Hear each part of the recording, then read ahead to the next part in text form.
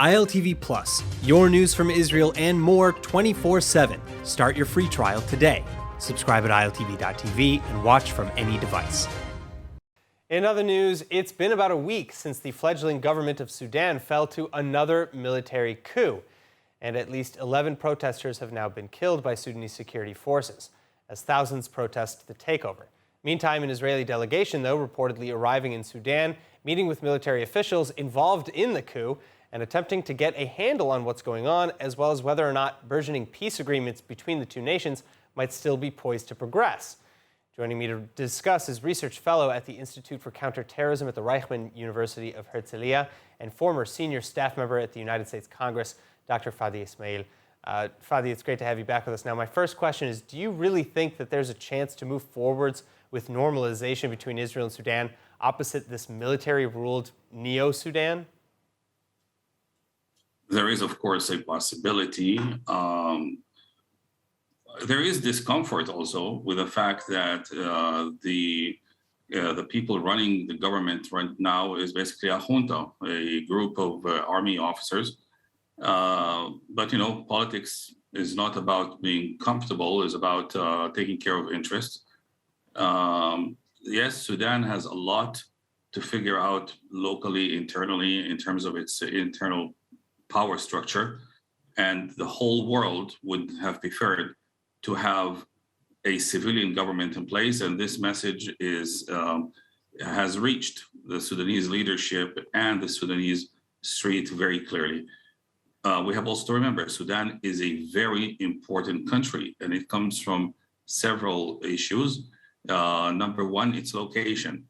It is a very large country that controls a considerable part of the western coastline of the Red Sea, and the Red Sea has become a critical place of a showdown location between different powers in the world.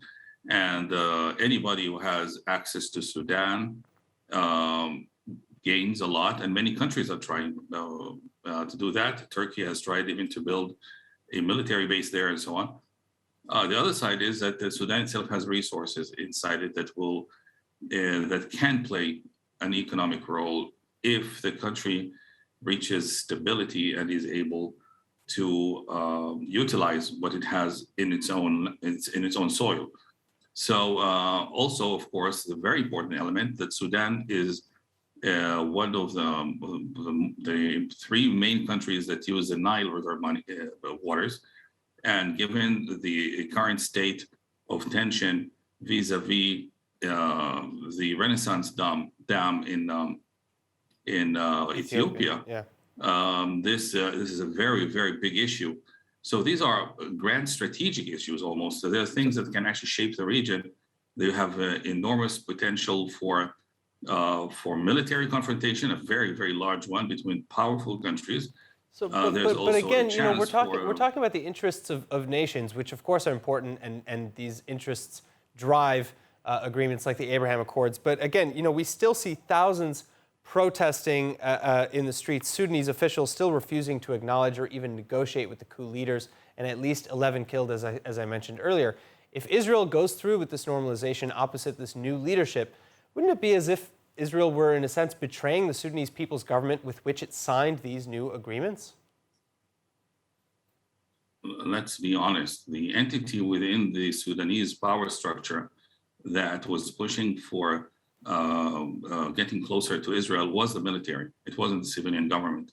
There are civilian entities in Sudan that are very interested in getting closer to the Israel, mostly activists and so on, and I'm in contact with some of them.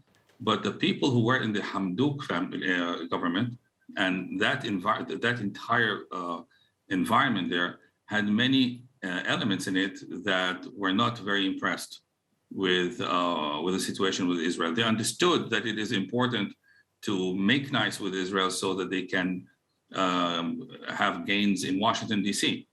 So they kind of went along with it, but things are not as smooth as they seem. This is not necessarily bad. I mean, there are several countries in the region that are run by the military. Most obvious example is Egypt. and any connection with Egypt, for example, has to be settled, where it has to be controlled by the military in every case, and that's how it works. But again, of course, we prefer for the country to be eventually led by civilian government. I don't see it. I mean, even if you had somebody in civilian clothes, doesn't mean anything. I mean, I want to remind you that in the 70s we had some, and even the 80s we had some positive exchanges with the Sudanese government. Those days it was run by a guy by the name of Jafar Numeri, who almost joined Sadat on his visit to Jerusalem in 1977. So, but again, that guy was thrown out of power, and we had the Muslim Brotherhood take over. Yeah. So, your choice is not between a thriving Western democracy vis-a-vis or against a dictatorship. It's not exactly like that, okay? So we would rather have, of course, a civilian leadership in place, but you work with what you have. All right, fair enough. Dr. Fadi Essmaeel, thank you so much for joining us and sharing your insights. Thank you for having me.